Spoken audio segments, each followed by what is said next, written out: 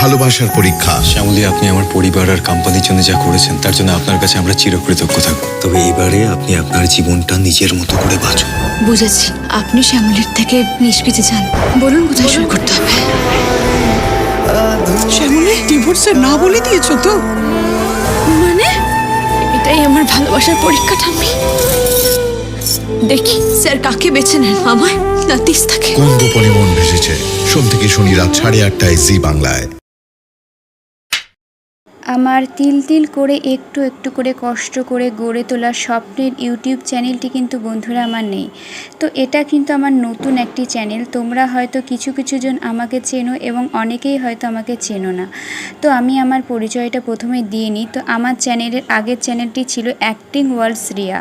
তো সেই চ্যানেলে কিন্তু আমি আমার অ্যাক্টিং ভিডিও পোস্ট করতাম। তো সেটাতে তোমরা প্রচুর ভালোবাসা দিয়েছিলে বন্ধুরা, এবং সেই ভালোবাসা পেয়ে কিন্তু আমার 13,000 সাবস্ক্রাইবার পূরণ হয়েছিল, এবং তার সাথে সাথে কিন্তু আমি গুগল অ্যাডসেন্স পিনটাও পেয়ে গেছিলাম, এবং আমার চ্যানেলটি কিন্তু মনিটাইজেশনও হয়ে গেছিলো। তো আমি সত্যি কথা বলতে কি এই মাসেই ফার্স্ট পেমেন্ট আমি পেতাম। তো পেমেন্ট পাওয়ার আগেই আমার ইউটিউব চ্যানেলটি কিন্তু ডিলিট হয়ে গেছে। তো কেন হয়েছে, কিভাবে হয়েছে, সবটা তোমাদেরকে আমি বলবো, আস্তে আস্তে সবটাই বলবো। তবে এই চ্যানেলে নয়, আমি একটা নতুন ব্লগ চ্যানেল খুলেছি, সেটা হচ্ছে রিয়াস ফ্যামিলি ব্লগ। তো সেই চ্যানেলেই কিন্তু আমি আমার সমস্ত কিছুটা তুলে ধরবো তোমাদের সামনে, কিসের জন্য কেন হয়েছে ডিলিট, তো সেই সমস্ত কিছুটাই তুলে ধরবো ভিডিওতে।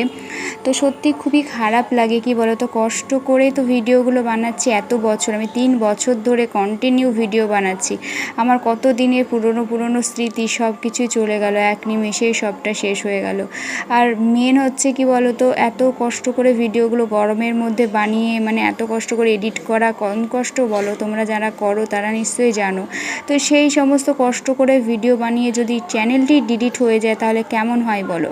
তার উপর আমি এই মাসে ফার্স্ট পেমেন্ট পেতাম, সেটাও আমি পেলাম না। তো যাই হোক, এর মধ্যে আমি কিন্তু অনেক দিন আমার চ্যানেলটি ডিলিট হয়েছে বৈশাখ মাসের শুরুতেই।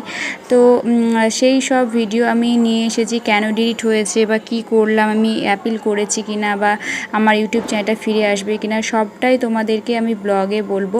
তো তোমরা প্লিজ একটু সাপোর্ট করো আমাকে আগের মতো, এটুকুই বলবো। তো আজকেকার অ্যাক্টিং ভিডিওটা ছিল কোন গোপনে মন ভেসেছে। তো সেই সিরিয়ালটা থেকে আমি আমার মতন করে চেষ্টা করেছি। তো সত্যি কথা, এখন একটু কমই খাটাখাটনি করেছি। আগে যেমন এডিটটা সুন্দর করে করতাম, ভালোভাবে ভিডিওগুলো করতাম, অ্যাক্টিং করতাম, এখন সত্যি ইচ্ছে করছে না।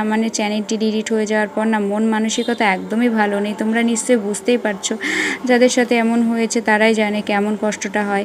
তো আশা করছি আমি আস্তে আস্তে সবটাই ঠিকঠাক একদিন না একদিন ঠিকঠাক করে করতে পারবো। তো তোমরা একটু সাপোর্ট করো, এটুকুই বলবো। তো দেখা হচ্ছে নেক্সট ভিডিওতে। টাটা।